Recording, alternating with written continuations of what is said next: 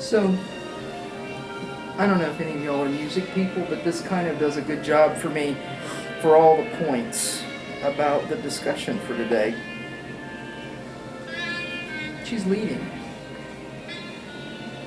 at this juncture, but he led her also. And without her leading the orchestra wouldn't sound good. But if one of the people in the orchestra led them astray, imagine if the drummer started going off bass, how bad this would be. Okay? So it brings me to 2 or 3 ideas I wanted to put on the table before we got started. First of all, today's conversation is about enabling others to act. Okay? Big picture, it's empowering somebody and educating them, preparing them for that empowerment. It's not one or the other. You can't be empowered until you know how to do. Now think about over the last 4 months, 3 months, since you found out you were in this program. And this group of people, they are the leaders in the Leadership Studies minor. That's the role that they have. And it's a first year for that program too, so there's a lot of growth to be had. And last week was all about figuring out what we could do better. But think about the things that have been the most challenging for you to figure out how you could make a difference. You're here because you wanted to make a difference. All of you are. So think about what's been the most frustrating to you. Don't tell me about it. We did that, yes, last week to some extent. And we'll continue to do that more. But in your minds, what part of it was it? Was it that you didn't know how to do what was expected of you? And you didn't know exactly what was expected of you? Was it that you didn't feel like you had the power? One of the reasons why I think you came is because you felt like the power was present. What's missing someone is that education. So I'm going to be straightforward. You're never going to do all 5 of these practices well. I've been doing this, I've been using this format for about 20 years now, and I am not as good at enabling others to act as I need to be. It's my weakness. And the irony is I'm a faculty member, so I don't educate you on that steps between here's where you're going, because I'm really big on the vision, and here's the values that are behind it. I'm really big on modeling the way, and I'm really big on empowering you. So there's not just one step. So when you read these 1 practices, there are multiple pieces to these practices. Don't forget that. And there are always places that you can recognize when something isn't going well. When you see people around you going, go back to see what you're missing, because this will give you that little framework. But identify where in those experiences, and I'm using me as the punching bag because I'm the primary leader in this room, and I know what my weaknesses are, and I'm comfortable saying those. Talking about what's not perfect about you does not mean you're a poor leader. In fact, it means you're a better leader than most. You're comfortable, you know that you're doing what you need to, and you're empowering others to figure out where they can step up, if you're owning it. Now, if you're worried about it and you're defensive, then there's no comfort in stepping up, right? So that's the big 2. Think about your frustrations. If it wasn't just with my interactions, but as far as this conversation is concerned, when you were doing the readings, this is the what should be. This is the ideal we're moving to. And these are the places that you have the opportunity to figure out what do we need to do to get us there. And these pieces need to happen.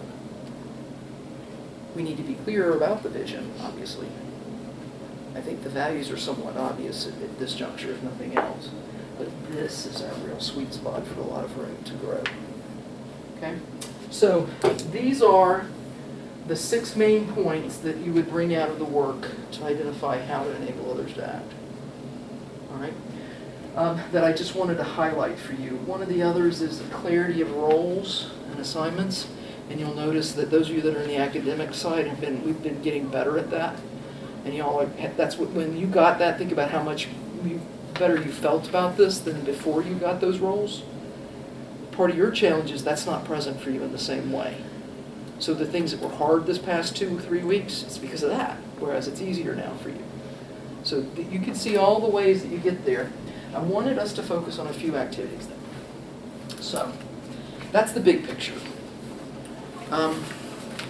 So the first activity, before I do activities, one thing I want you to know. It's a concept that's very commonly understood. It's almost pop leadership. It doesn't have a lot of founding in the scholarship. You need to know that.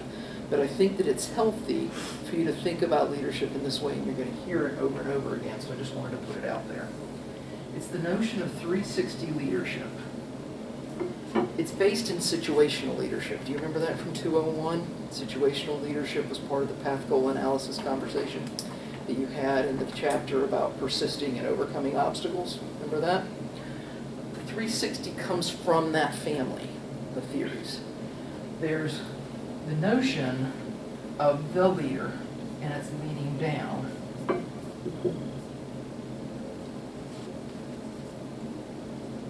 And that's leading down. And that's the one that most people think of when you think about leadership, right? I'm in the front of the room.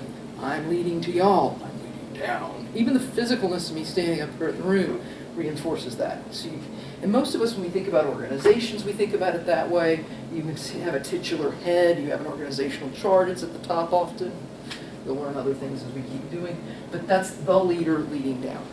And there will always be the leader leading down. And no matter where you are in the world, there'll always be somebody one above you. You just need to get used to that. I know you don't believe that, but it's true. Trust me. So, then there's the middle. So leading across. So, when you're in a setting where you're doing something as a team, you're helping the people beside you be successful. Your positive attitude on Thursday night kept me in the game, which is leading up. Okay? And when you lead up, trust me, when you're at the bottom of the pile, it's just as important for you to know that you're going to help us be successful or not. So, like the video showed, had the timpani gotten off, or had the clarinets all gone in some other direction, it wouldn't have been anywhere near as wonderful as it was. But when you're leading up, you need to make sure you're doing your part as well as you can with what you've been given, keeping a good attitude, and there's a lot more to this, but the reality is, and then doing the best you can with what you've been given by this leader. And not take it personally when it's not there, just making sure that every place you know you can make something better, that's your role. Leading up. Good leaders in this pile want leaders to be prepared to fix things as they're falling apart. You did it. And you identified, well, we're going to work on this next year, we're going to work on, you're doing that constantly. You're figuring out how you're going to, I'm going to do my role as good as I can to make it good. Leading up. Leading across, you're doing the same for your peers. And I watched, I'm picking on you because you were in this boat, but I watched you do that in our conversations. You were encouraging everybody else to be putting things together. You, Ansley, were walking around doing the same thing. You were making it clear we're professional here, and when it was not as professional as it could be, you were making it professional with the work that you were doing. Y'all were leading your peers. You were overtly and you were not. You were subvertly. But you were both leading across. And if you're not leading across, the thing's going to fall apart too. Nobody's going to be perfect 100% of the time. And then the notion of the leading down. If you do this well, this person does very little. And there are theories that require these two to be doing well so this person can function the way their style has it. You'll learn more about that as you go. But I just wanted you to put that into your perspective because you don't have to wait to be here to be a leader, is my point. And if you don't start doing it here, we're in trouble. And if you haven't noticed, what I've been talking to you about in this class is how to lead up to me and to the people who are in charge of the LSAB. And then when you're in the LSAB, how to lead across. That's what this class has been about. All about how you may just be at the front end of this, but you have major roles. So that's it. Big picture? Make sense?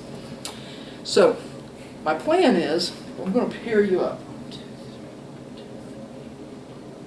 Okay, that's the way we'll do it. 1, 2, 3. We're going to make it so you're with somebody you're not comfortable with. Is that okay? Let's do it. Well, actually, let's leave you with somebody you're comfortable with. You're not going to be with Lauren because I know you're buddies. So, Rahima, why don't you be in the room instead of Lauren? And Lauren, why don't you be in the room with Jen and with Mary Margaret? Okay? So there's 3 of you.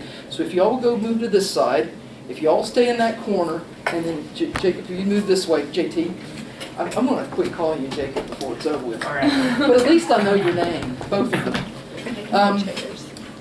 So one of you is going to be deaf, one of you is going to be dumb, and one of you is going to be blind. So I've got who's going to be blind? No, one of each of you in the group. I'm just teasing. I want you to be trustworthy so that I don't have to use the tape to make you deaf, you blind. Or worst case scenario, the pillowcase. So it's just be inside. I was trying to make you nervous. Anyway. So be in people of integrity.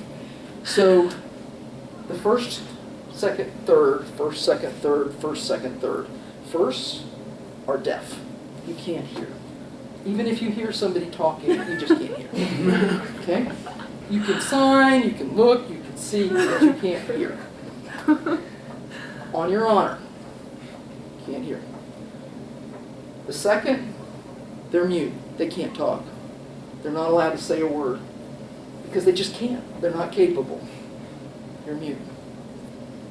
You're blind. You can't see a thing. So you need to show that works. That's great. So you're blind. You're blind. You're blind. All right? Now, here's the conversation. Here's what we're going to do. What I need you to do is I need you to, hang on one second, make sure I'm on the exact right page here. Got it all worked out, ready to go. Yeah. I need you to move where I'm going to tell the deaf person where we're moving. Okay? And you're each going different places in this room. Okay? Are they deaf yet? They're not yet. Don't tell the deaf. I can write it down. I should write it down for them, but I'll tell each of you where you're going, and then you're deaf. You just sudden deafness. Okay? Autoimmune disorder came at you like that out of the blue. But we can talk. You can talk all you want. If you're Okay. the talker. You just can't hear anybody else say a darn thing to you. Sweet. You can talk all you want. So the bottom line is you cannot respond to what somebody's saying to you. Okay? So you're deaf.